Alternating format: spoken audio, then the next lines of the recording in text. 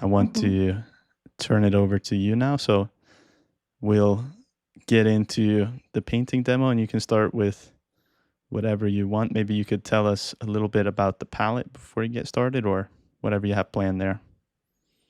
Okay, I'll take over now.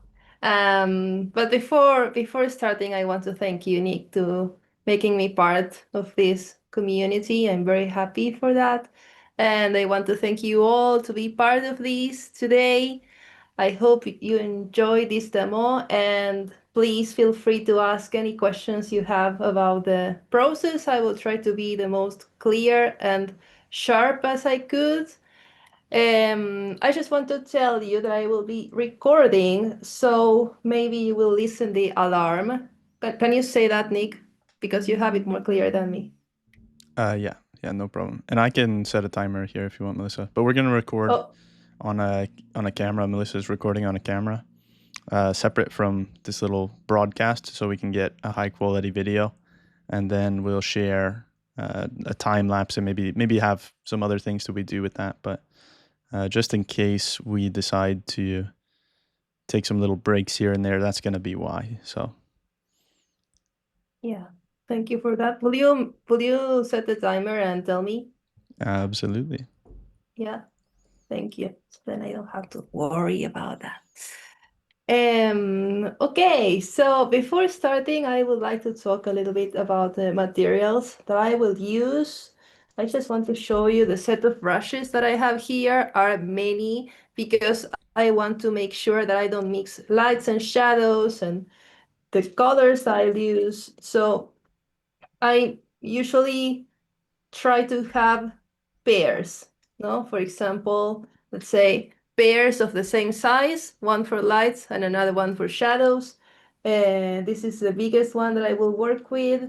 Then let me find the middle size, no? Like one for shadows and the other one for lights, and small and smaller, like, and so on, no, like at least pairs of the same size. That helps me a lot to not mix up what's going on. Then I'm painting on a canvas. This is a gesso prepared canvas, so I just paint over it with sienna and acrylic to don't so I don't start from the white, which is not the best because if I start from the white, then it's so hard to understand the lights. Everything over white looks very dark. So that's why I wanted to make it toned in a mid value, like a 5, let's say. If we are in a scale of values, we are in the middle according to this tone. And it's a bit orangey, but I think it will be cool because the water can turn bluish or greenish. So the orange will help me through simultaneous contrast to create that effect better, especially since I'm working with the Apelles palette, where I need these resources to increase or increment the sensation of blue with simultaneous contrast. And what you can see here is strings of values and colors. I prepare these strings especially for this topic today because I need skin tone, which is this one. I just mixed orange with a scale of blues up here, or of yeah, of blues, let's call. So I just had this orange and I mixed it a little bit of this to get this other one, a little bit of this and this one to get this other one, and so on. Then I premixed a string of pinks and a string of greens. And I like to keep it organized so then I know what to mix with what without losing the value. And then therefore I will take care of my volumes. Um, and I will work a little bit with turpentine or Gamsol in this case, odorless. So I can go quicker in the big areas such as this what's happening here is a big mass, so it will be cool to go faster with by softening the painting. And of course, I will have my little mirror here to see what's going on, and my rag always, and that's all what I have handy here. I don't think I will use anything more than that, and if I do, I will tell you. But just for starting, I I will like a little introduction about this demo. We're going to talk about value, we're going to talk about color, and we're going to talk about definition. And those three things are crucial to make the effects come true. And we will go through that while we are developing the painting. But for that, first of all, I like to start with the darkest areas. I always try to start with the darkest areas.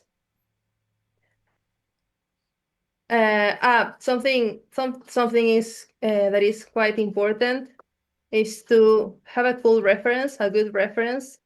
Um, for in this case, well, when I paint self-portraits underwater or in relation with water, I just use the bath, and I know it's not the best to work from pictures. I don't recommend it, but sometimes it's hard to paint yourself in the water if you don't have a reference.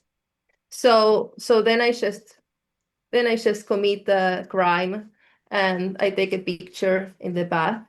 And but then I also think, because in the bath it's hard to have a good illumination, and it's hard to create a cool effect of water. So then you have to have some previous concepts or previous ideas to manipulate what's going on in the painting better than just depending on the picture.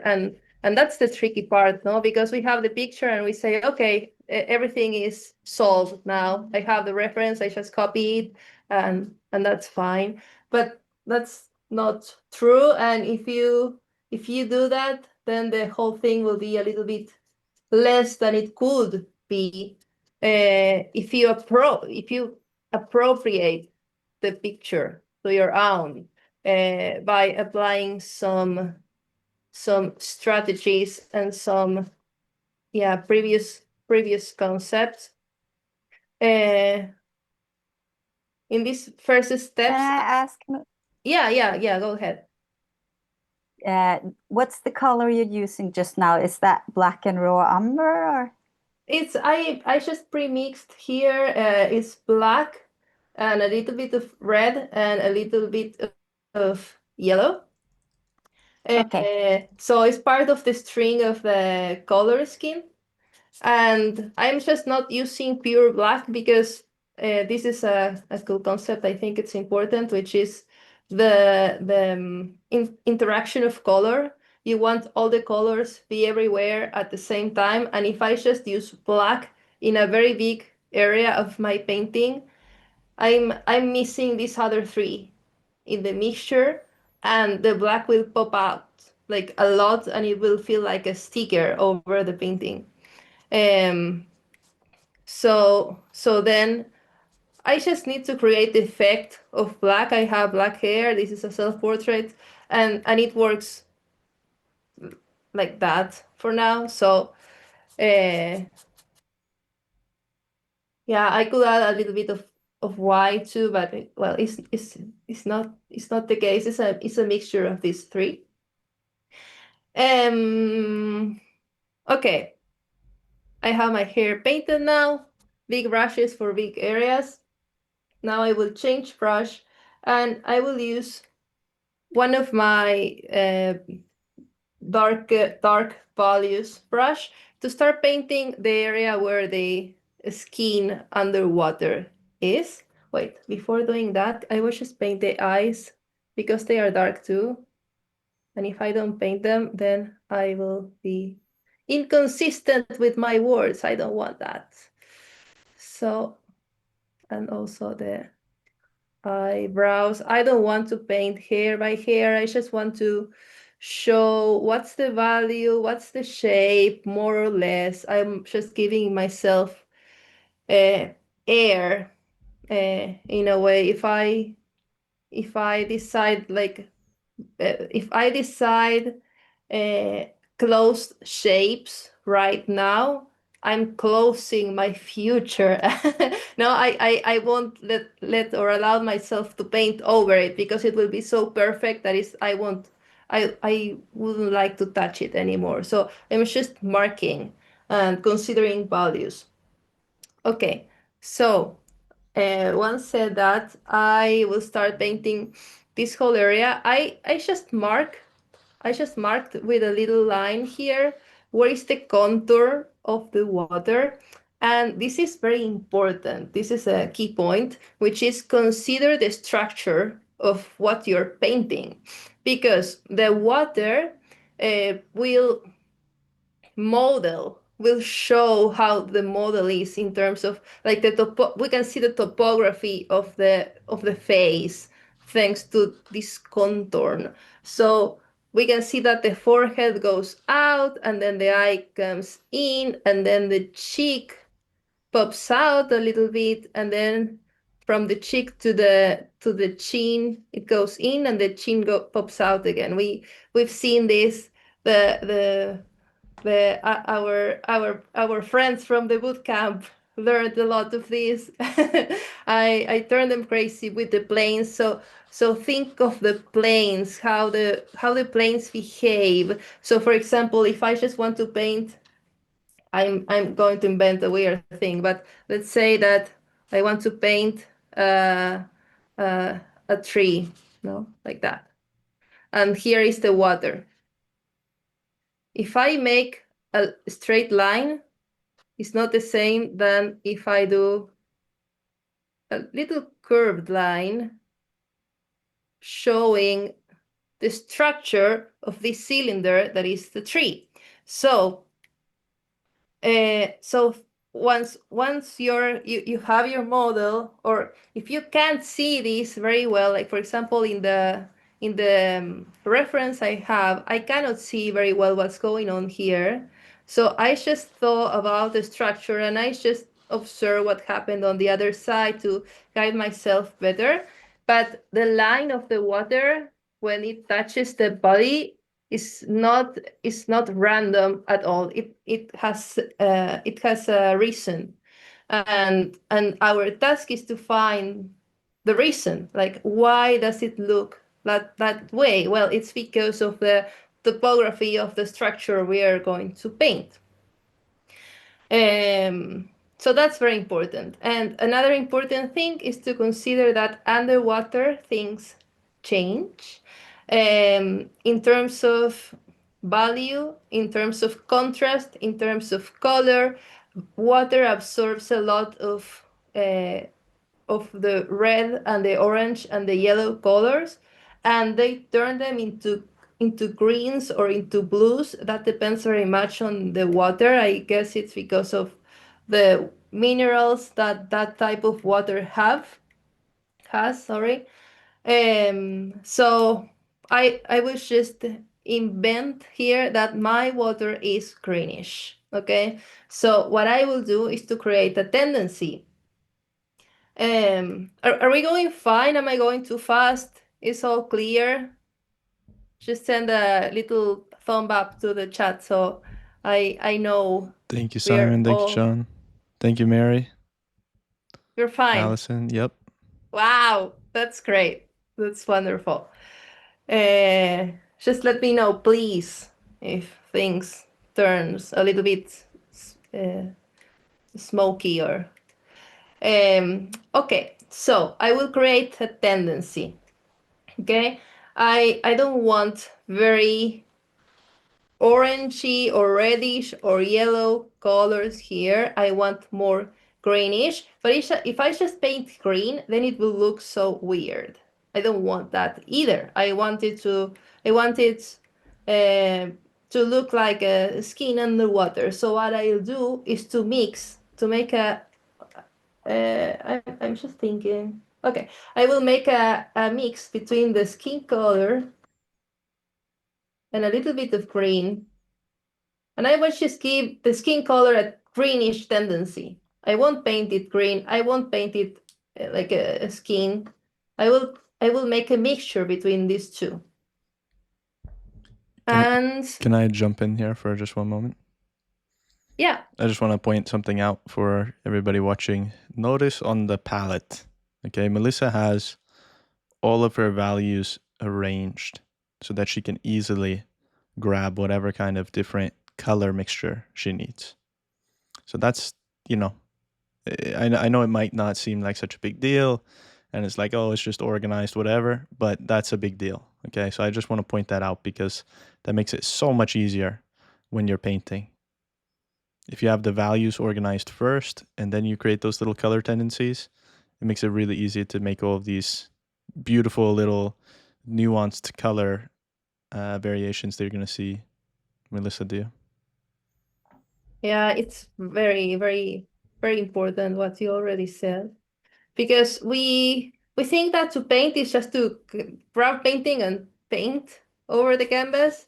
But then if your palette is messy, then these effects are way harder to create because all the it took for me an hour to make this before we meet.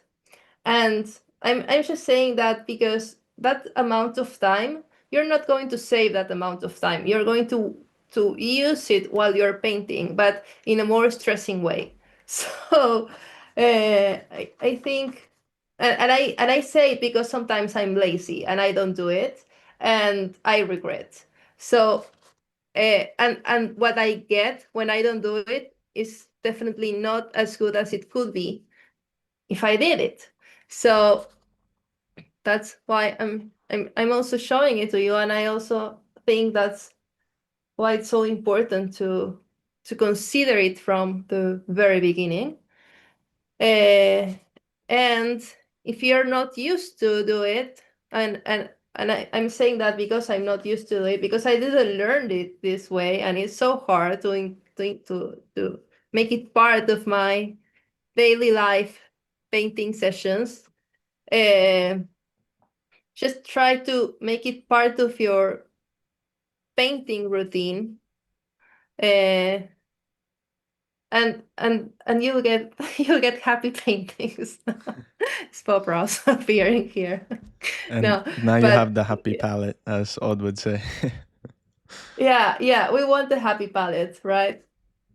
And and we don't want to over stress not knowing what we are doing and what's going on.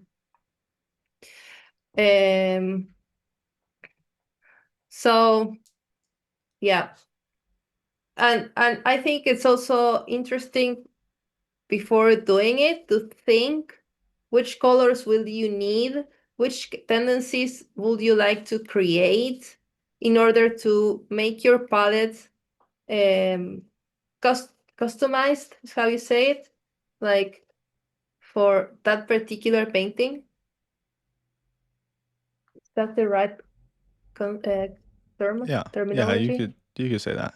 You make it unique for what you're trying to achieve with that painting. Exactly. So for example, here I don't have violets, and I love violet, but I don't really need it in this case. But the greens and the blues, definitely I will. Now I see that my hair looks too warm, so I will definitely use some greens and some blues to calm it down and make it feel more like underwater. Um, Something that is also important in terms of this effect is when the borders, the definition gets a little bit lost.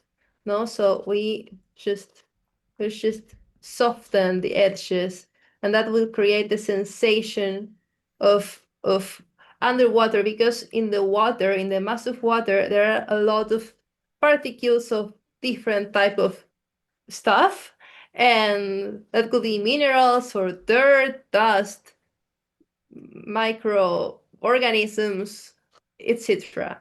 So that creates layers and layers of in between, no, in between the surface and what we see under surface.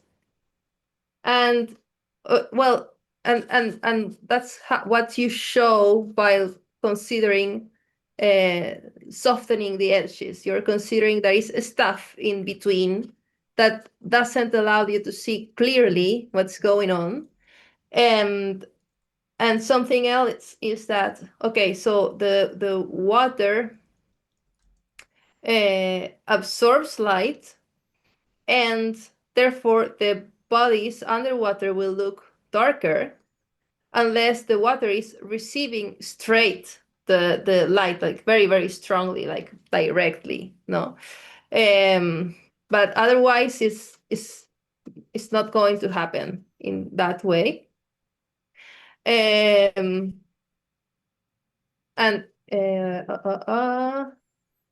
what I was going to say? So the body is gonna Yeah, there's not gonna be much light, basically.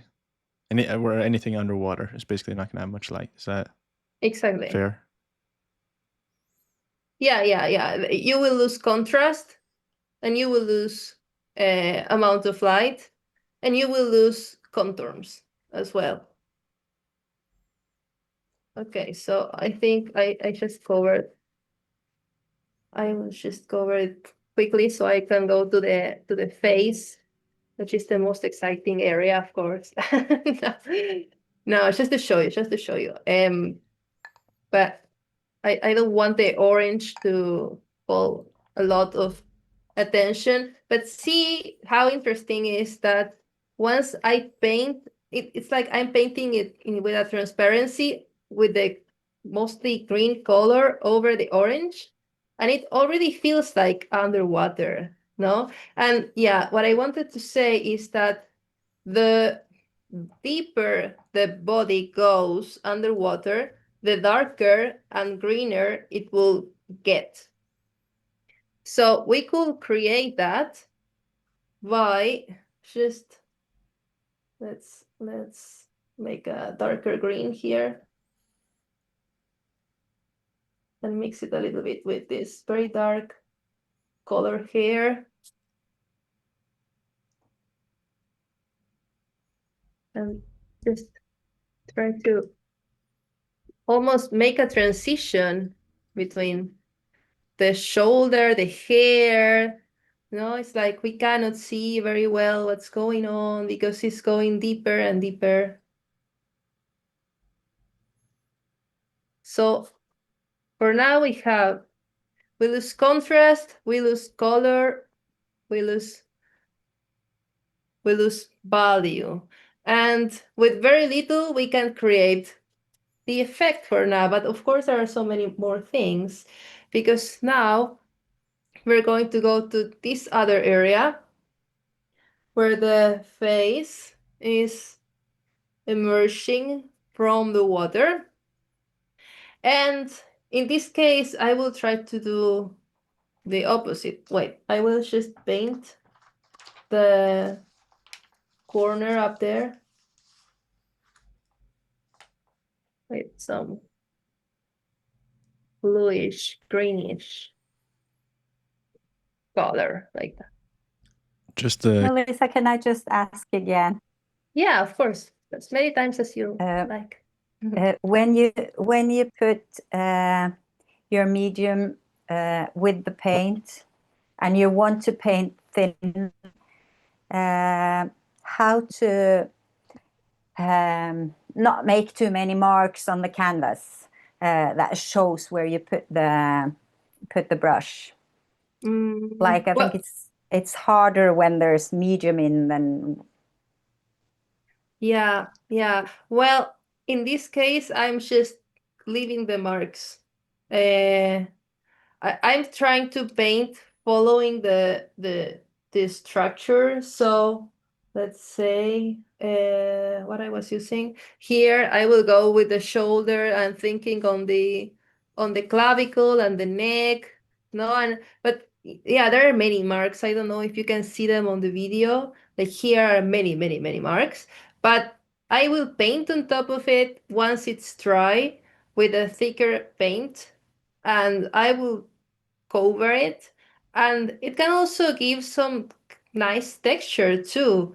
So if I just paint flat, then it's harder to create a natural texture. But if I use that texture in my advantage, then it can be very beautiful, especially if I paint with like thinking on layers.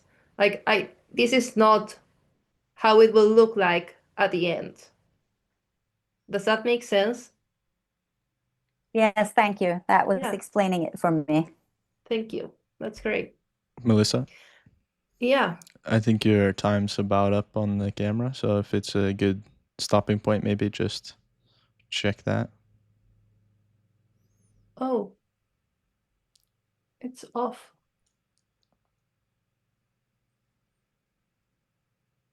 I think, yeah, okay. I don't know if I recorded at all. Okay, I think the recording starts now because I forgot. Okay. I'm sorry for that. So what disappointments. No, But okay. at least we still have this recording, so it's not such a big deal after all. It will be okay. Yeah, okay. Now it's two cameras filming. Coming back here, I will want to make a difference between what is underwater and what is emerging, of course. And we said that underwater, the water absorbs very much the reds, the oranges, and the yellows. So if the tendencies of my skin outside the water are more orangey or reddish, then I will create more or yellowish. That will create a better sensation of contrast between what is under and what is outside the water. So contrast is our best friend in many ways. So I will just make it a little bit more yellowish. And when I paint skin, I'm just thinking on tendencies always. I want it more different. I want it more orange. More orange than yellow, I think. Like that. Like let's exaggerate it a little bit more. Like this. And see that like in that area, in my picture, I see very bright color, but I don't want to go that bright in the very beginning. I want to save my highlights for later on. And see how with very little amount of detail, I'm just covering the canvas. So I don't want to be saying so much now. I want to cover and create the effect in a way, or at least tell what's going on here. It's like this woman is underwater. Okay, let's say that with the less amount of resources I can, and then if it works with little amount of resources, that means that it's working. No, so then that will allow me to make details and all this fun part that we all enjoy so much when we're painting. Here I'm just using the just orange, a mixture between yellow and red, since it doesn't have any white or black. Orange doesn't have any black or white. I can use it for mixing it with any part of my lights, and it won't affect so much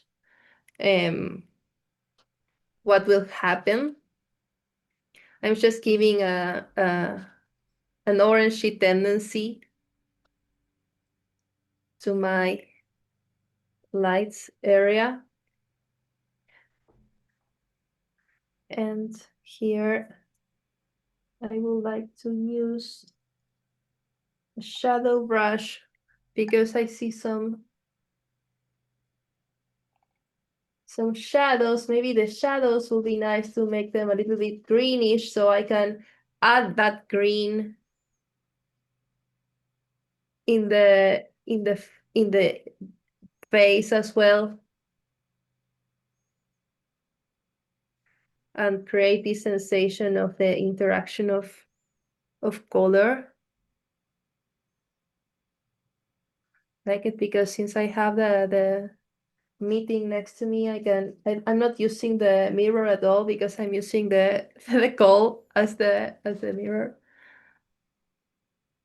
Here I will just cover this nose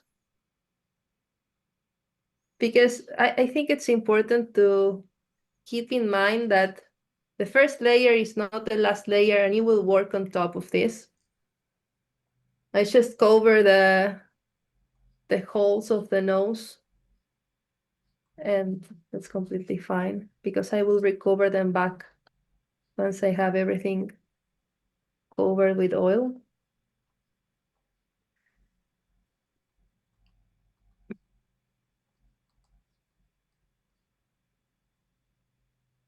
Let's make the eyes a little bit more pinkish. Just giving different types of tendencies, some richness in terms of color to create variation and make this more evident or obvious. So, Melissa? Yeah. Are you paying much attention to the value chain? I guess now you're adding more values, but you're still, even in that sense, very simplified, it seems like. It's like just kind of putting, okay, that's like your highlights maybe, and then you've got mid-tones generally for the skin, and then you've got the stuff that's underwater. Does that sound fairly accurate? Yeah. I'm trying to, as I said, like this is what you said already is what you just said is the what I was trying to explain before. Okay. That I will use the less amount of resources I could. Yeah. So how can you create... get the light and or the I guess light and mid tones with as few values as possible? Yeah, definitely. So here having mostly 4 values in the lights and 2 values in the shadows. Maybe they are a little bit mixed together, but and in the lights areas I've been giving some tendencies to make the effect come faster to us.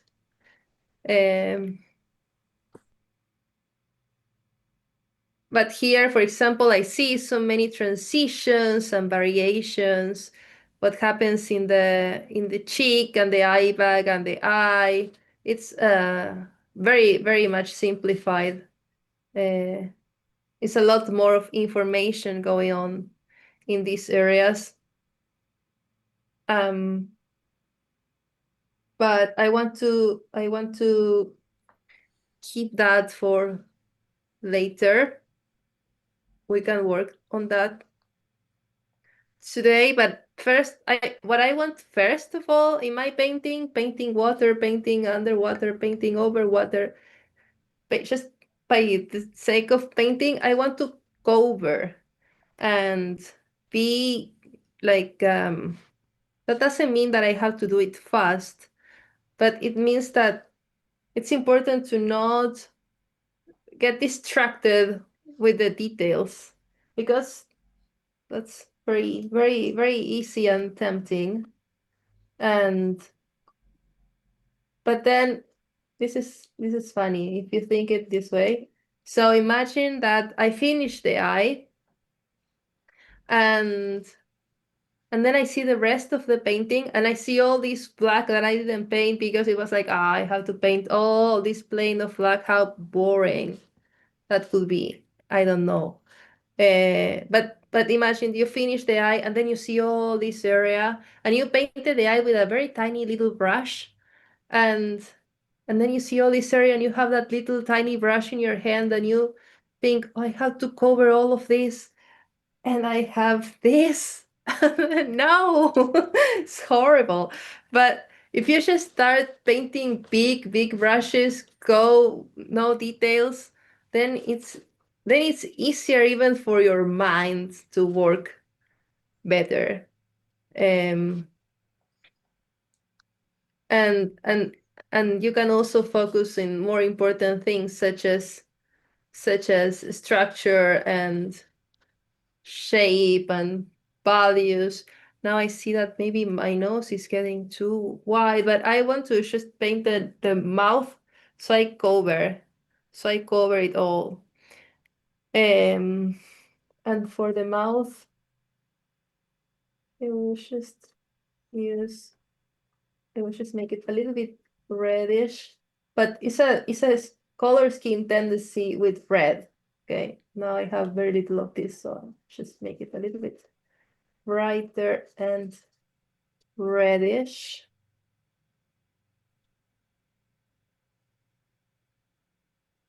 Like that.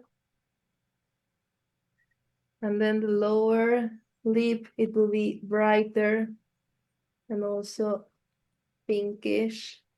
So it's not that I paint the lips pink.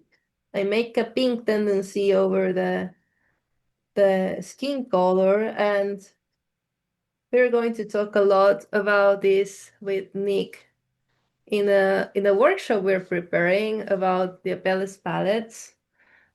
Would you like to talk about that, Nick, a little bit? Yeah, I can jump on and talk about that. So the next workshop we are planning that we're going to do together is called Apelles Palette Essentials. And the whole idea is obviously working with the Apelles palette, but then how do you take your palette and turn it into a strategy? That's the idea. So how do we get strategic with our palette so we can actually have a methodical process, something where we know we're going to be able to mix reliable colors consistently, and that we have some kind of process to be able to achieve any type of mixture that we want. So it's first of all creating a strategy to begin with, and then also being able to understand it so you can go any way you want as you're in the painting process. And I think this is interesting as well because something I've observed very often is, people get excited about colors and they think in order to achieve something that's powerful, something that's vibrant and stands out, you need to have a lot of colors. And often, in my experience, what that leads to is you don't really know what to do with all these colors and you end up confusing yourself more than helping your paintings. So you end up with very muddy paintings, and it's very paradoxical in a way because you would think, okay, more colors means more color in the painting. But it's usually not the case because you need to know how to use them in order to get that effect. So something that's very often missing when you have, too many colors is, first of all, the understanding of how to use them, but then also these more subtle kinds of qualities like what Melisa has demonstrated here with creating contrast. How do you create contrast? How do we get these complementary colors to work together so we can actually build something more substantial? And how do you use your grays? How do you use these more subtle accents so that you can actually make the colors that are vibrant feel more vibrant? And that's something that I have observed that's so often missing with a palette full of colors. So the idea with the workshop is to give you a basis to go from so you can basically create whatever you want as far as colors are concerned and have the most foundational principles to do that. So not just working with the Apelles palette and being able to do one thing, but actually developing a strategy so you have, you know, all the options available to yourself. So that workshop is going to be in November. We're going to be doing a live cohort in November with that one. I believe the beginning of November. I'm not sure if we set precise dates yet, but sometime in the beginning of November. It's going to be similar to Block-in Bootcamp in a way for those of you who participated in Block-in Bootcamp. So we're going to have somewhere around 14 days of training planned for you guys. So you have some different exercises and homework and things that you can actually practice. And then we're going to have video demonstrations, tons of guides, PDFs, things like that, so you can get organized and then follow along with us. And the idea is we're going to go from the most basic ideas all the way to the full rainbow with the Apelles palette. And if you can do that, I think if you can understand how do you get the rainbow with the Apelles palette and how do you actually make those qualities that it feels alive, then I think you can do anything you want with colors. So the whole idea is learn the foundations, learn the principles, and that's what gives you freedom. So learn the basics of how to actually create these qualities, and then you can do anything that your heart desires.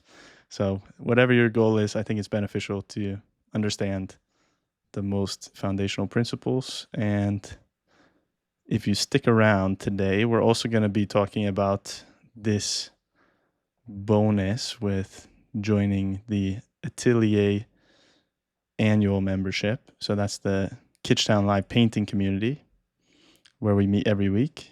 And as part of that bonus, you would actually get free access to this upcoming workshop, Apelles Palette Essentials, as well. And you'd be upgraded to a live tier. So you'd get to watch some live demonstrations of me and Melisa painting, ask us questions. So there's just some extra benefits there.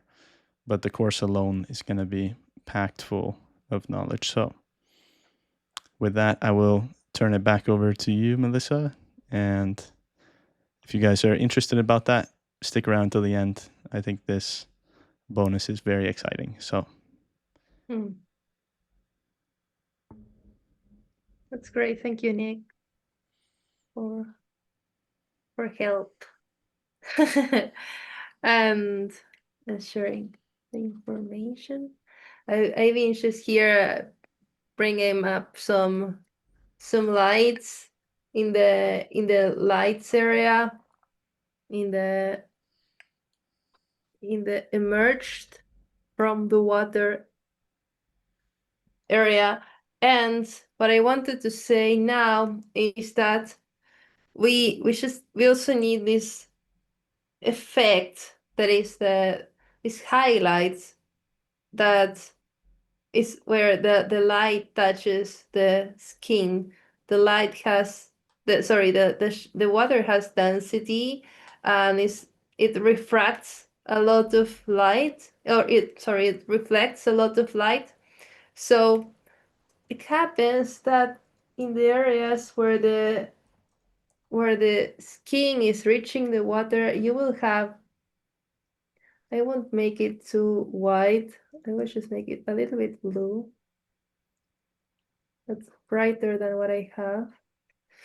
And I can see that my source of light, which is also important for making this, comes from the left side. And these highlights that I will put, they are very much relating with what pops out the most in terms of the structure. No, so we will see it on the area of the superciliary arch. That pops out, and something like that. And then in the cheek area, that pops out again. And maybe here a little bit. And of course in the chin, that pops out too. So, and maybe in the chin we can make a brighter highlight to show that it's wet. So that will emphasize where is the edge between the water and the skin. Now I want to work a little bit more, but inside the water area, and I will just make some maybe some bluish reflections. So it's not purely green. And then I can also give some more volume to the face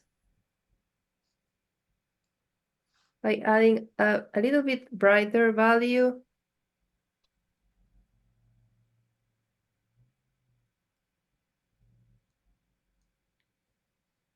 Here. And there. Is there any question about the effects of water? Something that wasn't very much clear, or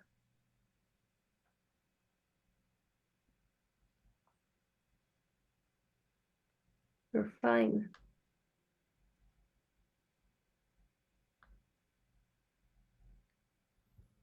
Melisa? Yes. It's Simon. Yeah. Hi there. Hi. What's in the highlights you just placed where the water at the edge of the water? Are they greenish or bluish? I made it like bluish, but just because I didn't want them to be white. White. Okay, yeah. So I just mixed the white with some of the blue, the bright blue I had there, but they can be yellowish. I think it depends very much on how the source of light is. If it is a warm light or if it is a cold light. In this case, I'm deciding it's a cold light. But I think in this case in particular, it's a matter of value and not so much for color, unless you want to tell how is the temperature of the source of light. And then of course I can since I made it a little bit cold, I can make the highlights on her a little bit cooler to keep talking the same language. Does that make sense? Yeah, sure. Yeah, great. Yeah, thank you. You're welcome.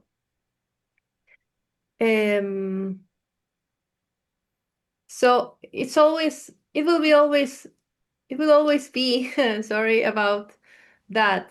Think on the edges, think on the value, think of the color, and if you keep in mind those three things, at least those three things, well, maybe more. Maybe the structure is also important. Don't forget that either. Because then you will tell better how and why the shape of the water is like that and not the other way. If you keep that in mind, then you can create very easily the effect of water. Let's see. And once you see it and you can convince yourself, because first of all you have to convince yourself, and then you can convince others to see what you're seeing there. If you see it at least very roughly, then it means that it can work, and then you have something to work on top of and make it more and more and more would you say sharp or precise? No, like for example, here I want to define better the shape of the nose, but it's like I can follow the idea now, but maybe I needed to be a little bit more dry to keep working. Something I would like to do is to make the hair a little bit more bluish, greenish, so it feels more like underwater than if it is too reddish. That was a mistake I made, but nothing that can't be solved. So that's the powerful thing about oil painting, that is so kind with humans. You can make mistakes, and it will allow you to fix them. That's very kind, very noble. Melissa, Yeah. you got about 1 minute left here on my timer. So if you want to check the camera, I think it's a good stopping point. Or, time for a break. I'm going to run to the restroom really quick as well. So don't feel the need to wait for me, but I'm going to go on mute for a couple minutes. Okay. No worries. Just let me know when you're back. So then I know if I can ask you something or not. Melissa, it's Paul here. Hi, Paul. Hi, good morning. Morning. The blues that you've got on the second row of color on your palette, are they created strictly with the Old Holland titanium white and the Old Holland Mars black? Well, no. I used titanium white, but it's Winsor and Newton, and this is a ivory black. It's an Argentinian brand. But I like to use ivory black because it doesn't dry so fast. So I can keep it in my palette for longer. That's the only reason why. And I also can achieve the bluish effect. So that's that. Yeah, I'm using ivory black in this case. Yeah, the reason I ask is that I have a great deal of trouble with the tubes that I'm getting to get any bluish at all.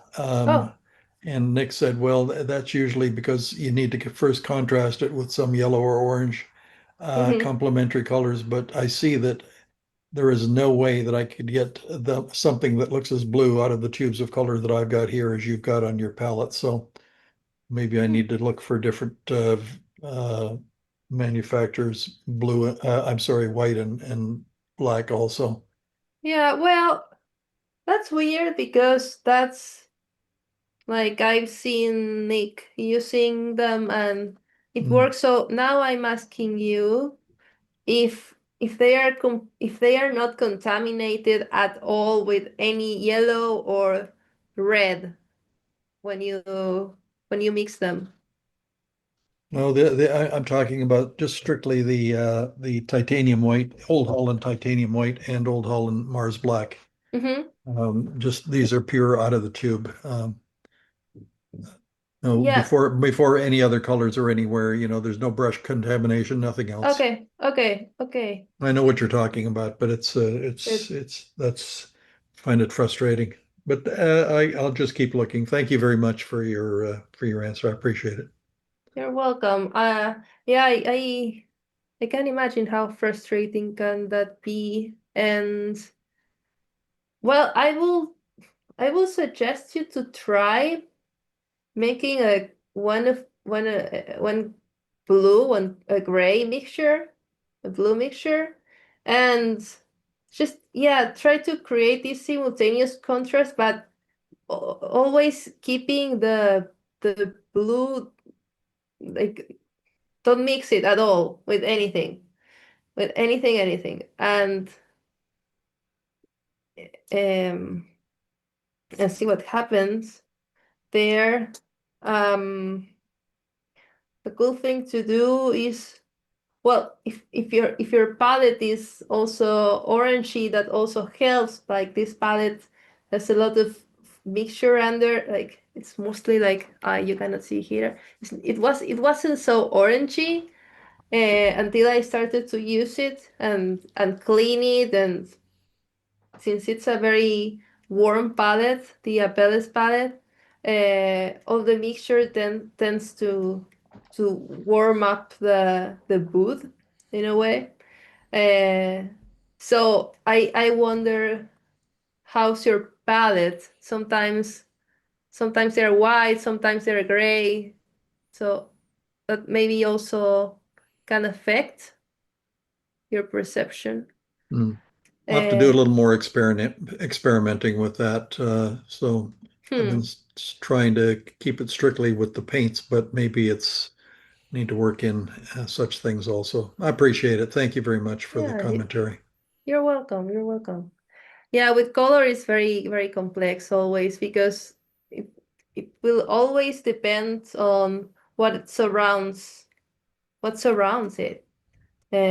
Like color by itself is nothing but just abstraction. We can give it we can give it a meaning once they are next to us another color. And with this palette that happens like a lot.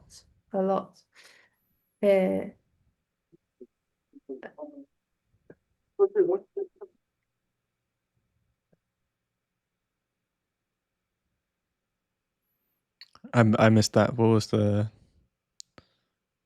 question there? Something related to Paul's palette?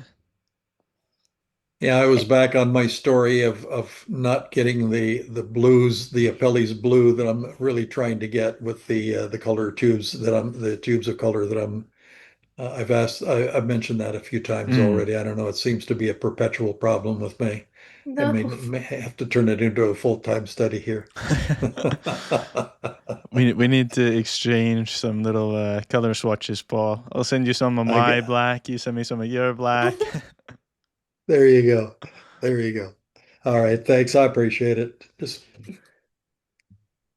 Thanks, Paul. Melissa had some good comments on that. Maybe it's because of the background, the complementary colors in the background of the palette itself, and so on and so forth. So yeah, which you've mentioned also before. So it's thank you, appreciate it. Yeah, I could tell you one thing I've experienced is I think I didn't realize how far I could take it in a way. So I did a painting this year, which was basically just experimenting with the Apelles palette, seeing, okay, if I use the rainbow and I try to get some complementary colors like my orange and my blue, you know, how blue can I make it? How far can I take things? And part of it was making everything way more orange than I thought I could. So I think that could be a big part of the contrast, because the orange is what brings out the blue, right? And I could not believe it. Like the blues that I was getting, I was like, okay, this can't be right. This can't be right, because it's the same color. I've been using the same colors for years, but suddenly it looks so dramatic. So that could be something to experiment with as well. Like, what happens if you put down some accents here and there of just pure orange? I mean, not adding any white to it or anything like that, but you're putting pure orange into some of the skin color accents, like the kind of mid-tones, places where you're shifting in values maybe. And yeah, I couldn't believe that.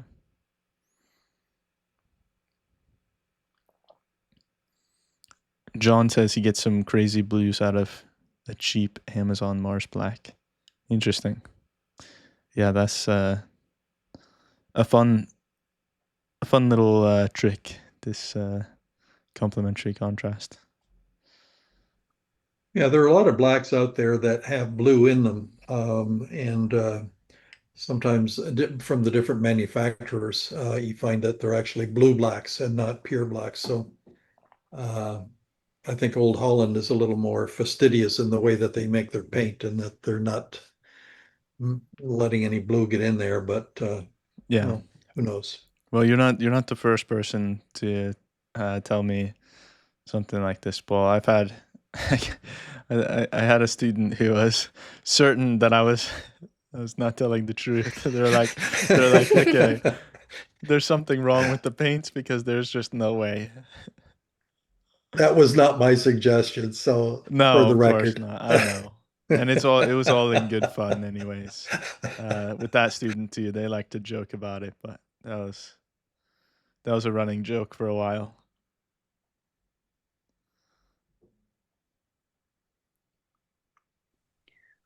I don't know if you agree, but I also think that bringing in purple with the blue makes it also look more blue, because I don't know why, but yeah, that's my experience.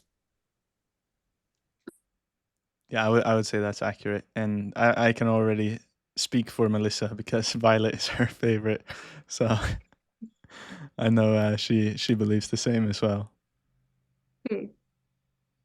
Yeah. I had a question about your green, Melisa. Hi, Mary. Hello. Did you mix it with the black or the blue, or which colors did you use to make that precise green? This one here? Yeah. Yeah. No, not the one here, but the one in the palette. Yeah, the one on the palette, and because I didn't I missed the start, but I got the part where you mix the green with the skin color. Yeah. But I'm just wondering what colors you used exactly to make those kind of green colors. So this string, I just used the yellow brown, and I'm using ivory black. So yeah, pure Uh, black, not like a blue. Yeah, okay. No, it's pure black, and for this one right here, I used a little bit of white, but then the rest of the string, I didn't use any white, just for the Okay. brightest one. Thank you. You're welcome. Well, since we're talking about the green, I want to use it here. A little bit more. Any questions, doubts about the effect? I think I just showed all the secrets that I know. And one more before finishing with this demo and talk.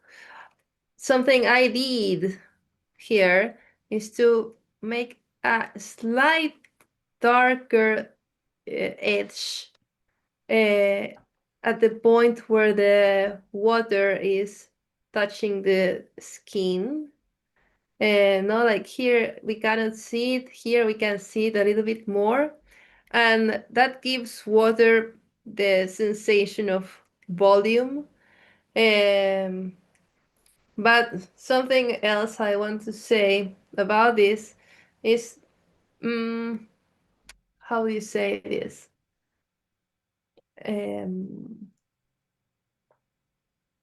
Don't overuse the effects. No, that means if I'm making a dark line here, maybe I can use it up here too, but then if I do it all the way, then I stop believing on it. Or the same with the highlights. If I make a highlight all the way, then it will look quite weird. So keep it simple and in special areas, and think on variety once you're adding this this is now details, no?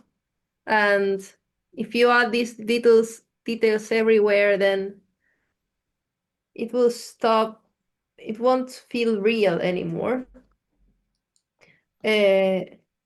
Because that doesn't really happen in nature.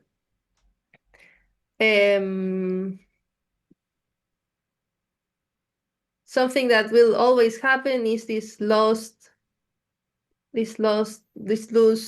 contours, this change of value and color.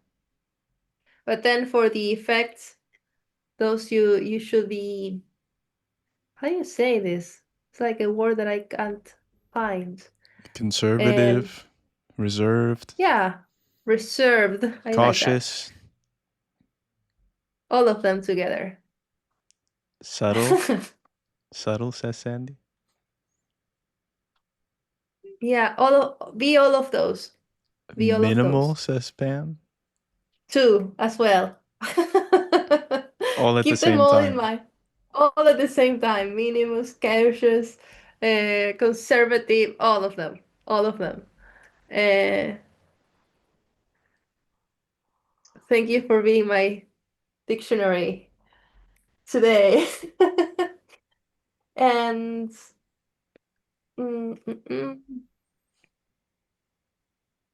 something cool that could happen too is to exaggerate a little bit more the effect is putting something floating over the water. No? I don't really have a reference now, but if I just paint, let's say, like a leaf here, and I give it a little shadow under it.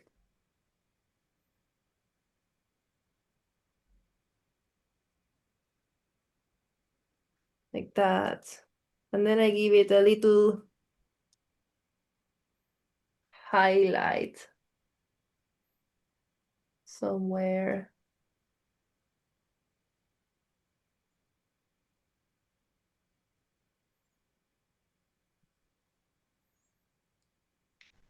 And I try to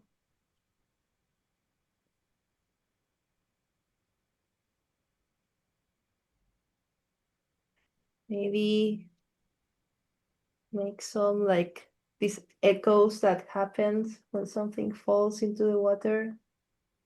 That's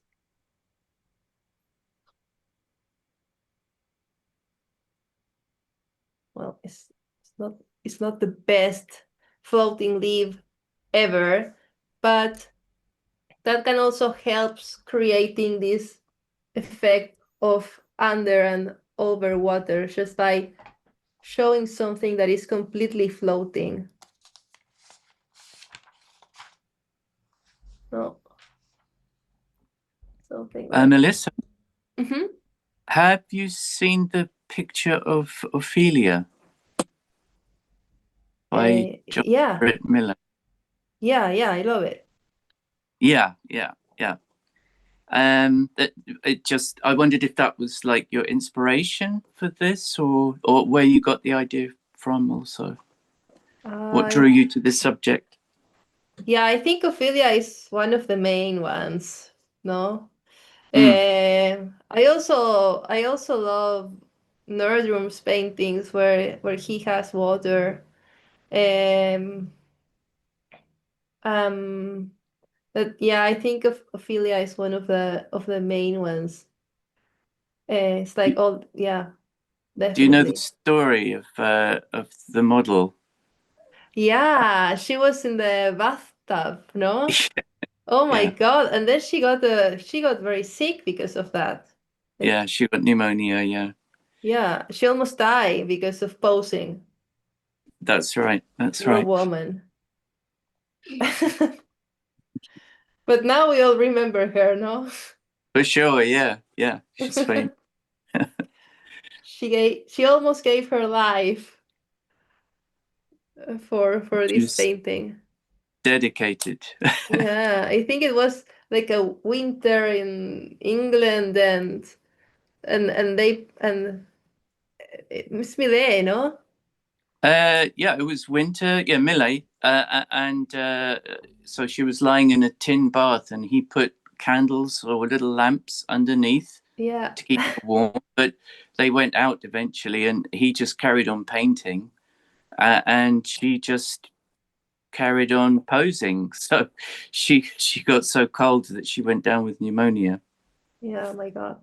Yeah, Lizzie Well, said, luckily we don't have to go through those things "No, now. It's no, not necessary. You can you avoid can it if take you a want to. selfie." Yeah, exactly. And there are heaters and Sandy says, Melisa, watching you paint is like watching a ballet. Such talent. Wow, thank you. That's I beautiful. second that, and I think much of our audience here agrees. So there's a lot of thumbs up.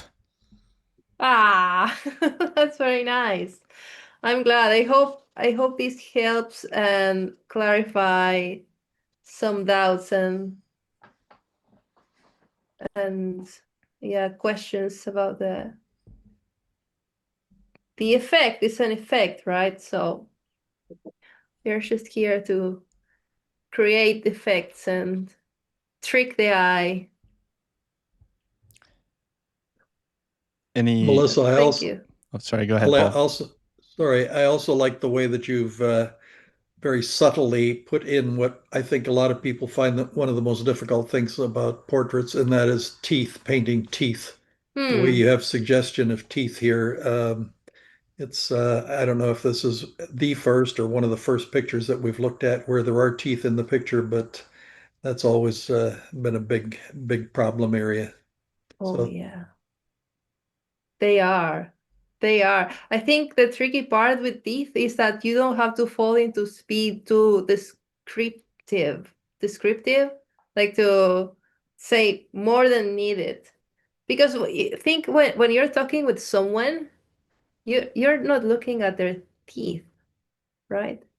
It's like there's just a white, or not even white. They are like a bright or maybe same or darker than the skin even, and they're just there, and you don't look at them, and you don't pay attention to someone teeth. So I think in painting you should treat them like that. Like if you're looking at this person, think yeah, I think it's important to focus or give the information on the focus where you want the focus.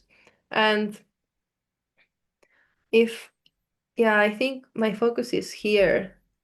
If I start to give a lot of, if I paint them white and I put all the lines, and then it will lose all the freshness. Let's say maybe I can add more, a little bit more. And I think it's important to consider that, yeah, we know that the teeth are white, but they are inside a cave, and that's dark. That should be dark, or darker than we we think. Or yeah, I think we shouldn't paint what we think, but what we see. And in this case, the teeth are darker than the highlights uh, of my face. So I would just keep them silent, and maybe to paint them is to not describe them very much.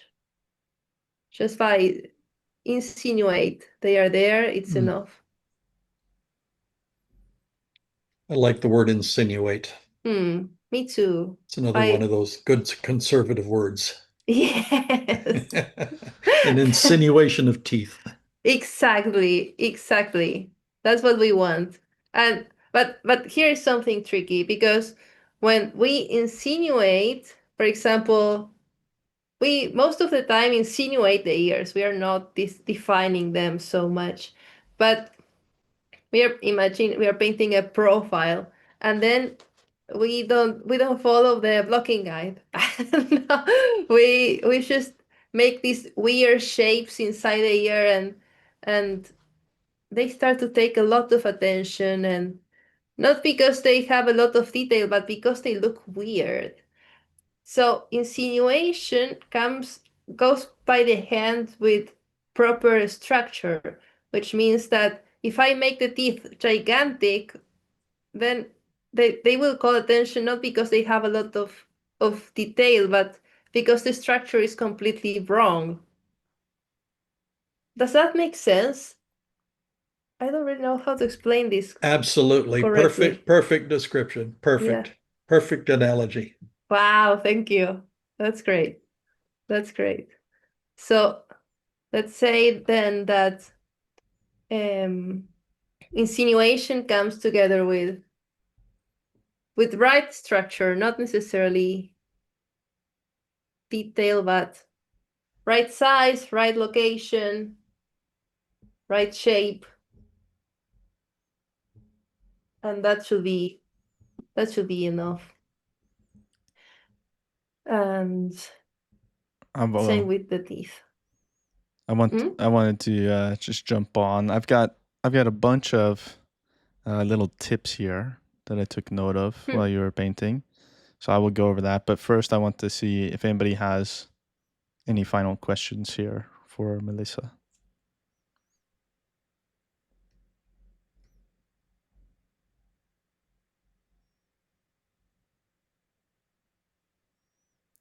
Okay.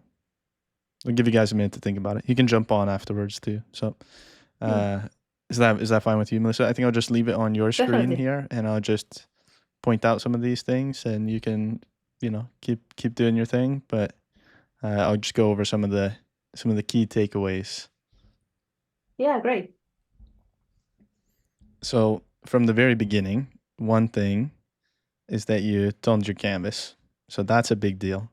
And that's something you brought up a few times here. So you had that orange base on your canvas, which helped to set the skin tones. And it also contrasted with these green colors that you've been adding. Okay. And then some little ones at the beginning, she pointed out, use a lot of brushes. So that's always a good one. And using big brushes. So throughout the process, she put in the face. I mean, if you guys were here at the very beginning, she put in that face with very little effort because she had big brushes. And so you're going big to small. And the benefit of having many brushes is that you can select many different values or colors without needing to worry about making a mess. So that's the idea there. Have a good reference image. That's a little tip. So that's something I will second. I can't tell you how many times I see paintings or people are going to make a painting and they just snap a iPhone shot and don't really think about it. But that's the whole base of what you're painting. So you want to make sure you have good lighting to begin with. Okay, start with the darks first. And here's one specific to the water, which is consider the structure of what you're painting.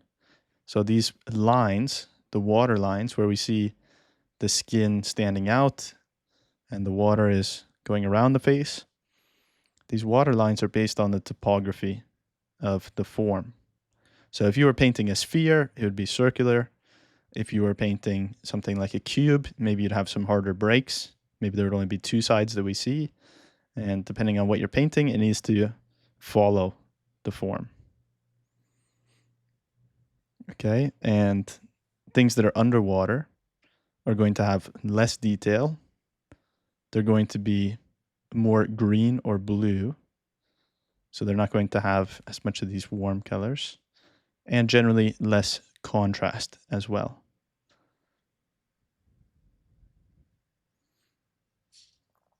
And then something here, I already pointed it out, but I took note of this and I think it's worth bringing up. Melisa mixed her whole palette before this started. And did you hear what she said? She said this took an hour. An hour, guys, an hour to mix the palette. So Melisa is a professional here. And she's putting on a show, and she is an excellent painter. And she spent a whole hour. Okay, so don't ever think that you can't take the time for your palette, because it's absolutely worth it. And if you see somebody like this doing it, you better pay attention.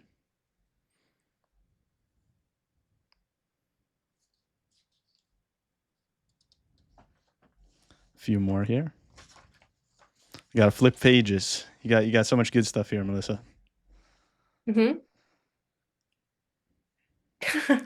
So you're flipping pages? Yeah, I'm flipping pages. Wow. Wow. Use texture to your advantage. That was one that I took note of, which is this idea. If you're going to use your brushwork and you're going to leave behind these marks, try to follow the form and follow what you're painting to make it advantageous.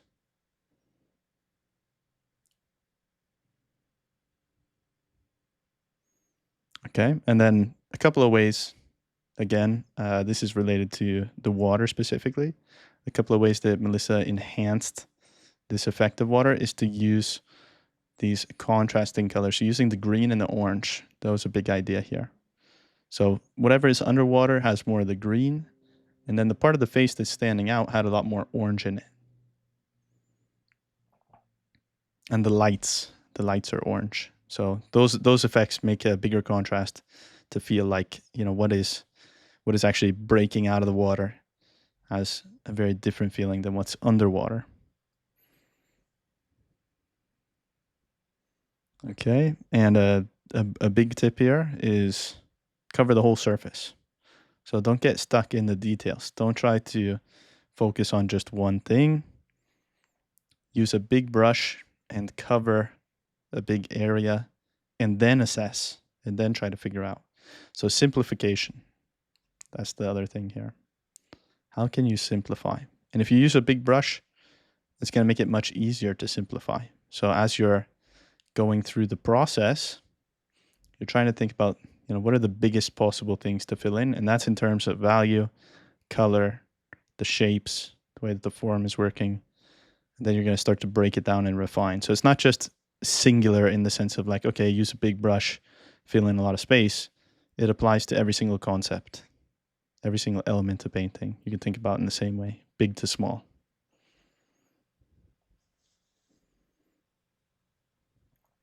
And a detailed note about this is, don't make your brain explode, please, guys. So don't try to fill in a big area with a tiny brush. Get yourself a big brush. It's going to make it way easier for you. Okay, and just a couple more here. These are about the water. So where the water caresses the object or touches the object, and it's like the object starts to stand out. I guess the very perimeter, you know, our water line here. That's where you're also going to find possibly some highlights. So the highlights are a specific effect you could use. And you're going to find those darker contours. But something Melisa said that you need to pay attention to is don't use them everywhere. We need to have variety. So you can't do the same thing all across the surface and do it everywhere. You need to, you know, just use it selectively, conservatively, with some insinuation perhaps, and don't overdo it. And the final thing, this beautiful little leaf that was so effortless, you can add something floating to also enhance the sense of water. And that tells us something about the surface, you know, it's like we can feel that she's in the water because we have something floating on the water.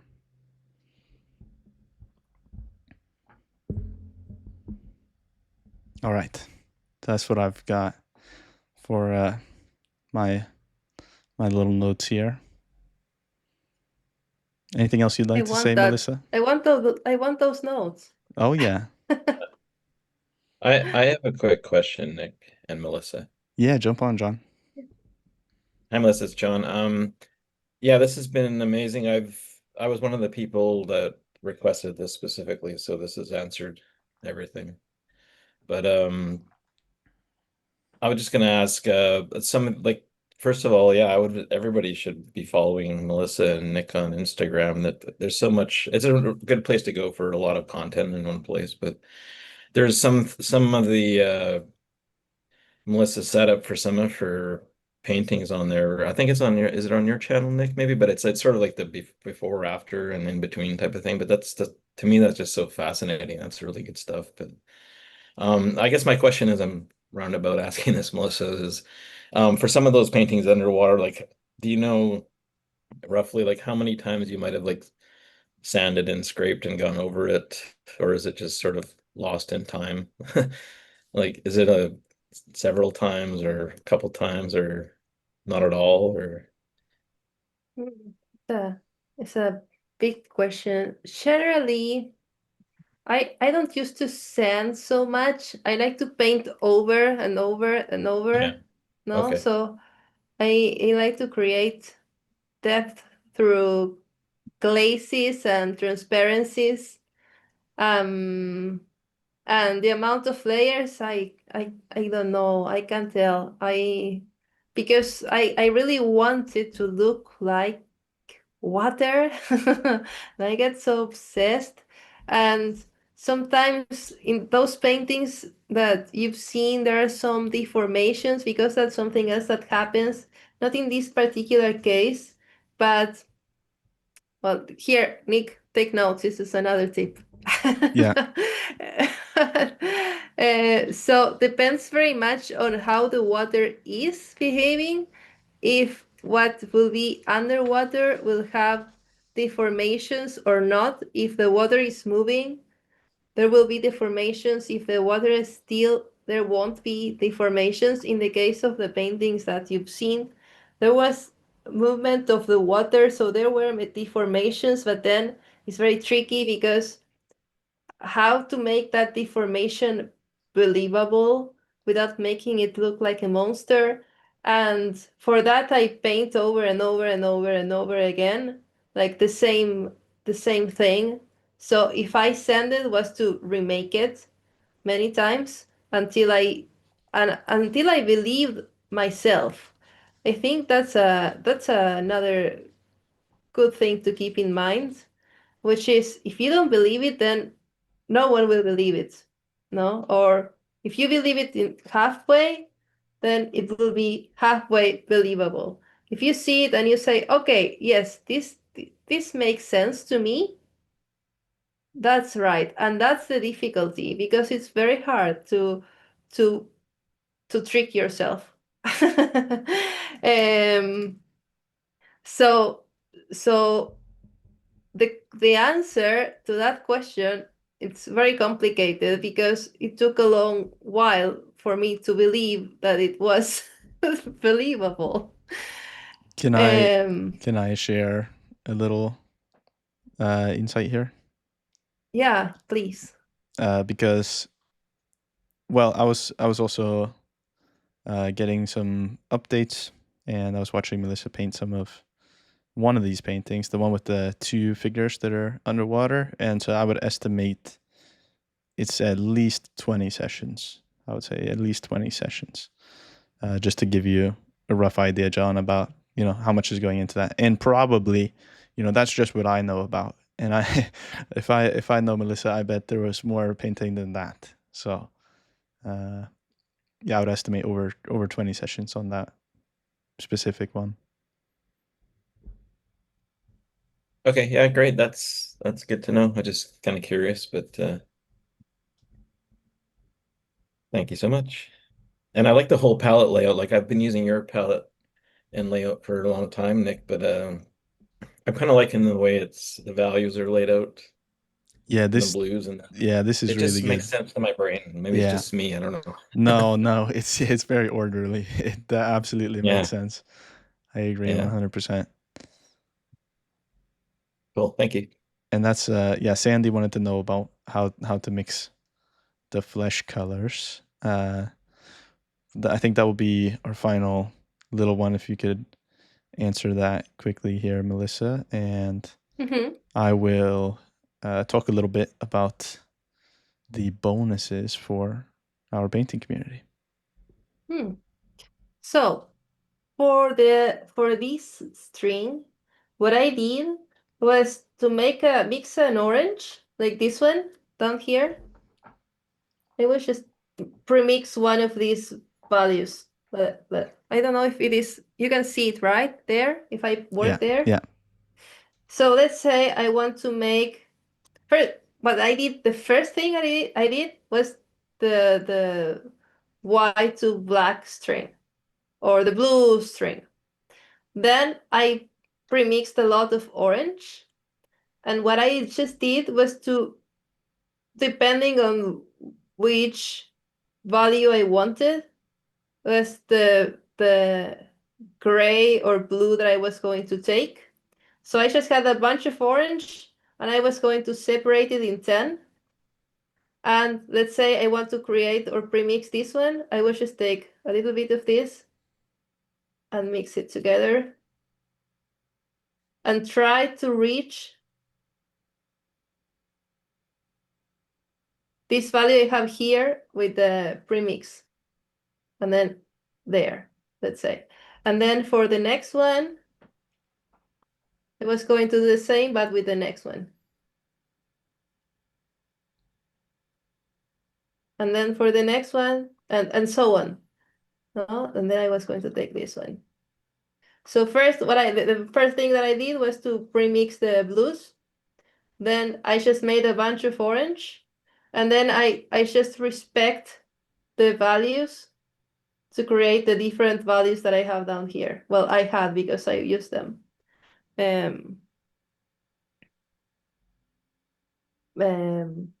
Was that clear? Yeah, I think so. Paul gave you a thumbs up. Thank you. Cool. I think it makes sense. Thank you for that. And Pamela asked, Melisa, will you sell this painting? I think so. Yeah, I sell my paintings. Why not, right? Yeah, definitely. I would like to work on it a little bit more. But once I feel like it's like a yes, then yeah, definitely. I like to expand my studio. Well, I want to say. Oh, sorry. Yeah. Go ahead, Melisa. No, I just wanted to say, like, when one painting leaves, it's like the studio expands. That's why I say that. To make space in the studio. No, it's like you have a little bit of your studio somewhere else in the world. You know? Okay, nice. Yeah. That's very nice. All right. Go ahead.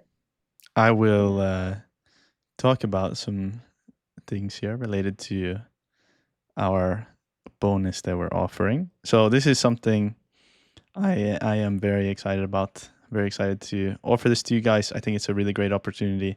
So if you have ever wanted to learn with us, I think this is the best opportunity you're going to get. So I will turn over the screen here.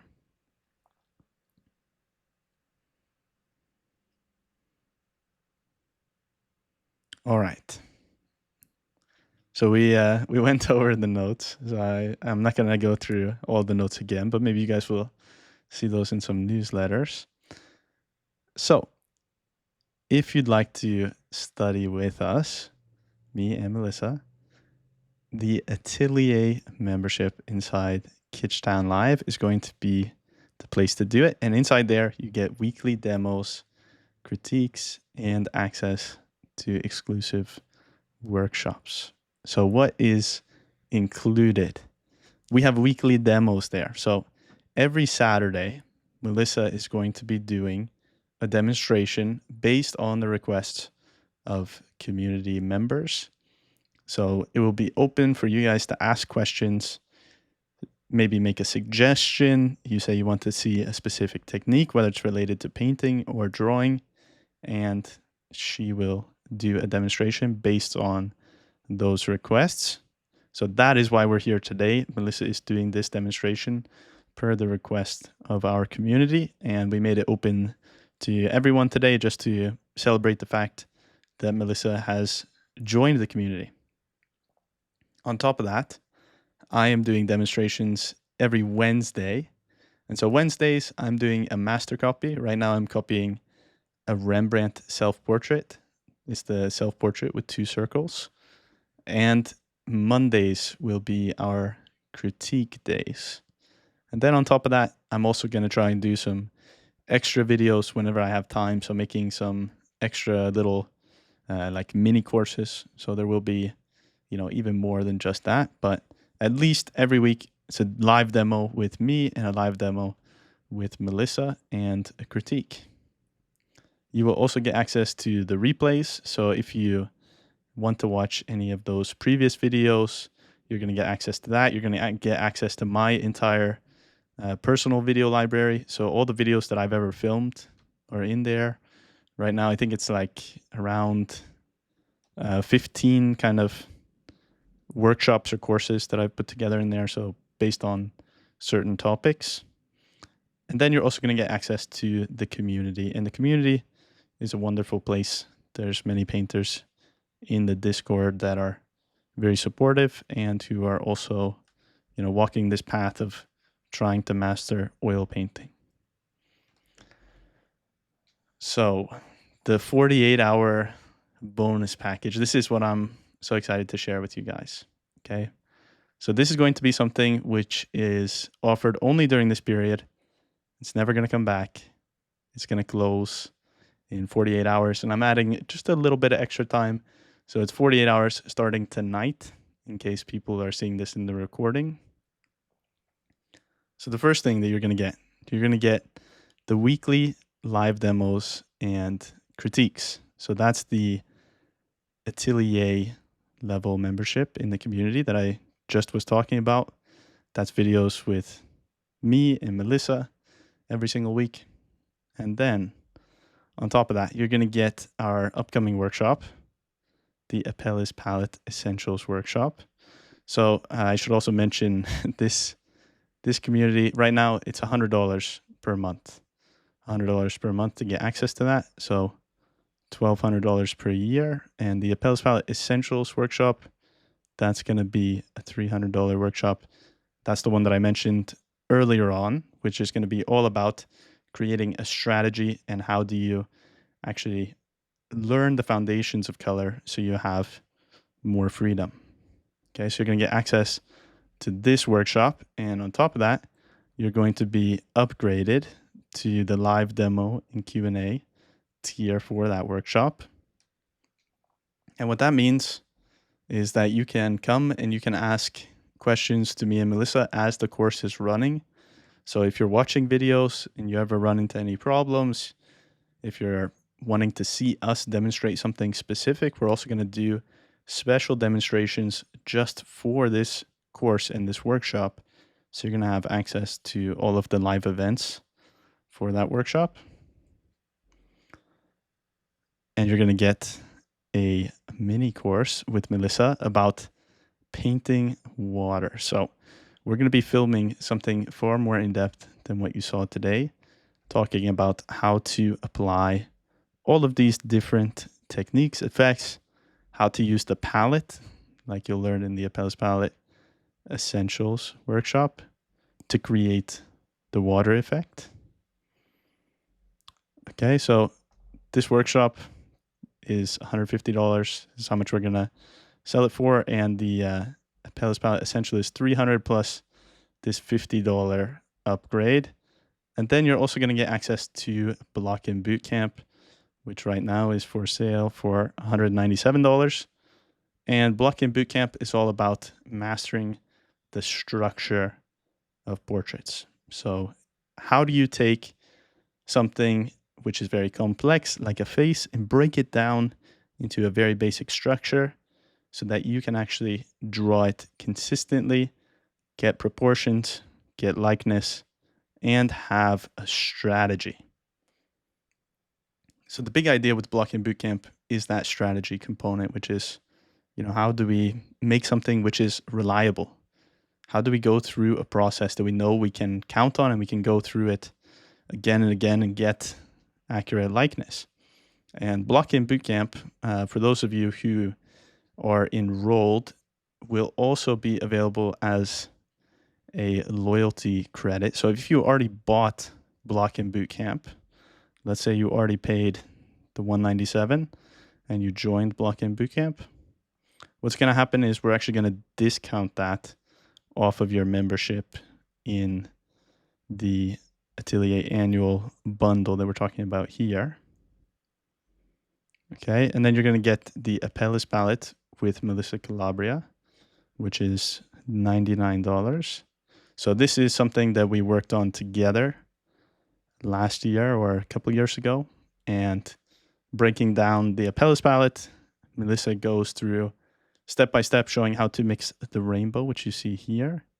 And she talks about the principles for creating these lively skin colors while painting a portrait. So this is the actual portrait that she made during this class. And this is a little screenshot from the palette of her mixing the rainbow. And you're going to get this workshop plus the Apelles Palette Essentials, which is like this workshop, and then we're taking it to the next level by including many more days worth of content, plus strategies and all kinds of guides and different resources, so you can really master the palette. Okay, and then I'm very excited about this one because I know many people are interested in this workshop, and we have decided when we're going to release it as well. Compose Like a Master workshop is also included in this bundle, and so that workshop is going to be $350 value for this live tier upgrade as well. So just like with the Apelles Palette Essentials workshop, you're going to be automatically upgraded to the Q&A and live tier. So we're actually going to be doing some demonstrations. We're going to open up to Q&A. If anything is left unclear during the workshop, during the course, then you can come and you can ask us live, and you can watch us demonstrate these principles. So if you've ever seen this type of grid, the golden armatures, that's one of the things we're going to be talking about during Compose Like a Master. How do you use a reliable system to create the design? And on top of that, what is most important for creating a storytelling painting? So it's not just going to be about designing paintings. You know, we're very philosophically oriented, me and Melisa, and we both went to the Nerdrum School, where philosophy is a very big deal. We're both kitsch painters.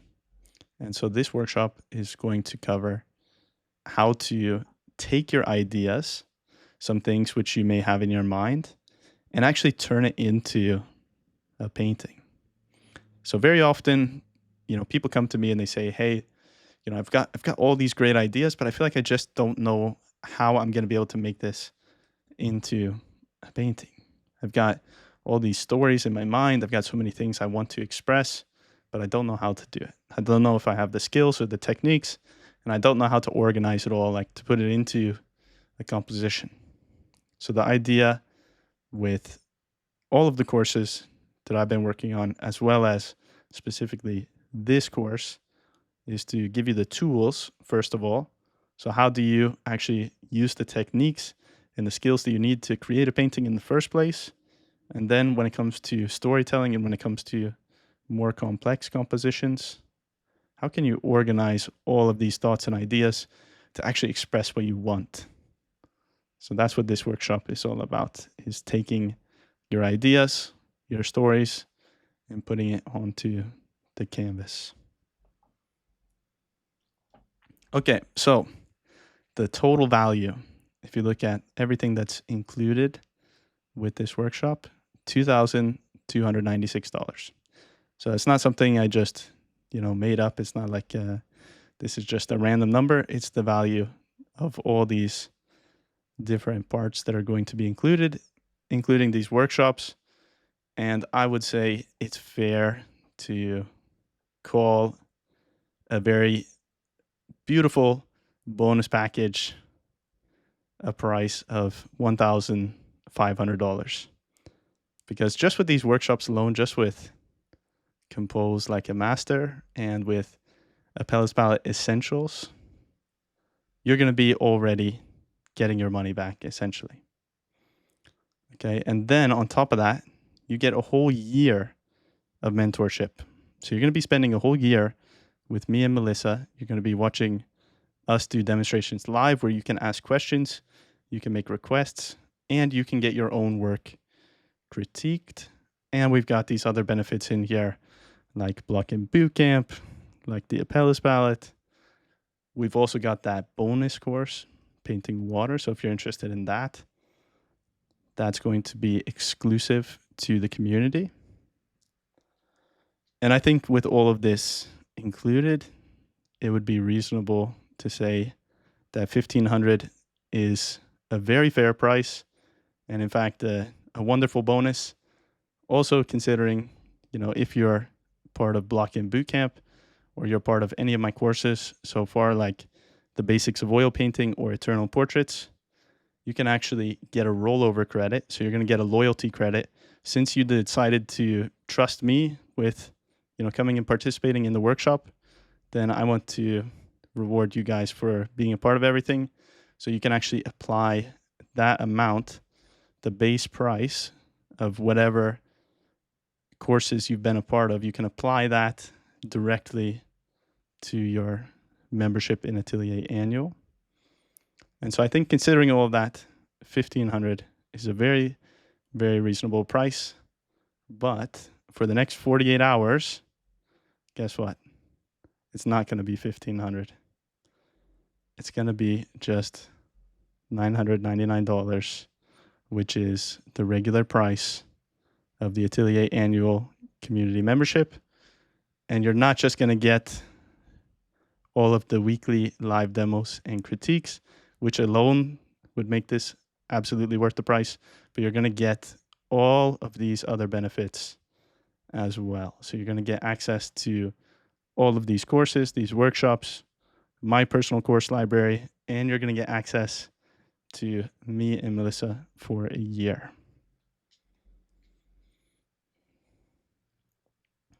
So here is the catch. There's only going to be 35 spots available, and after 48 hours, this bonus package is going to be gone forever. So it's never coming back.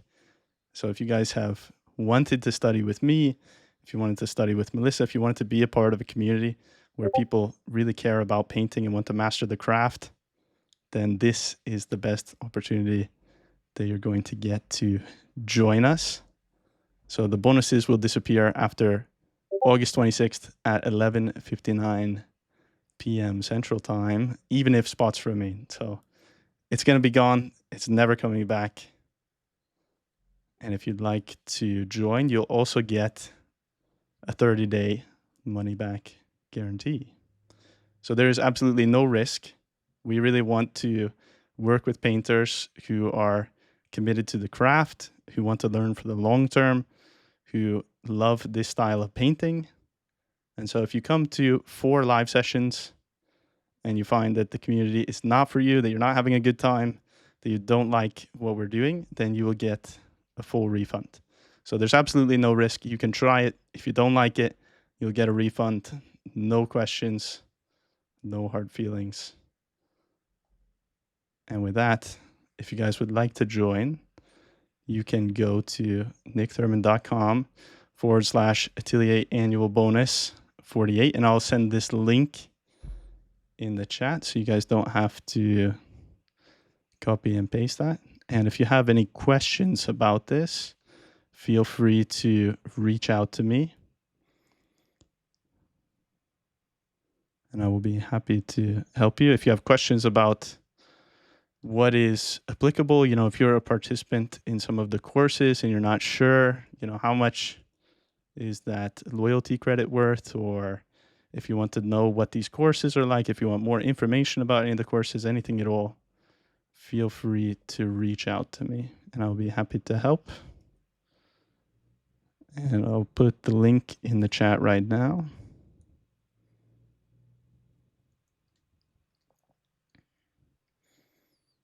All right. And Sandy, can you put the courses on hold, or when the year is up, it is up? So the courses, if you've already participated in a course, then you will keep access to that course. And these ones that I mentioned here, so the ones that are a part of the bonus, you would keep access to. So there's no worries there. So the membership would give you access to everything else as well. And that would be, associated with your Atelier Annual membership. And the price will never increase. So I should add that as well. So if you join at $9.99, then it's not going to increase ever again for you. The prices will increase in the community. I'm planning to eventually do some price increases so I can bring on some other painters and do more things with the community. But the price, if you sign up at $9.99, it's never going to increase. You'll be locked in for the duration of your membership for life. As long as you stay a member, it's never going to change.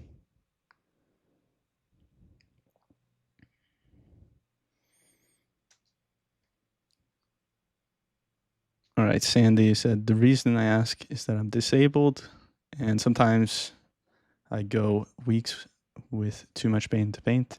Yeah, that's, very hard. I'm sorry to hear that. I would be happy to do whatever I can to accommodate. It's like, I know people have accidents and have things that come up. And so I try to do everything I can to accommodate however I can. So feel free to reach out and just let me know, what you're concerned about, and we can talk in private to try and find something that makes sense for you.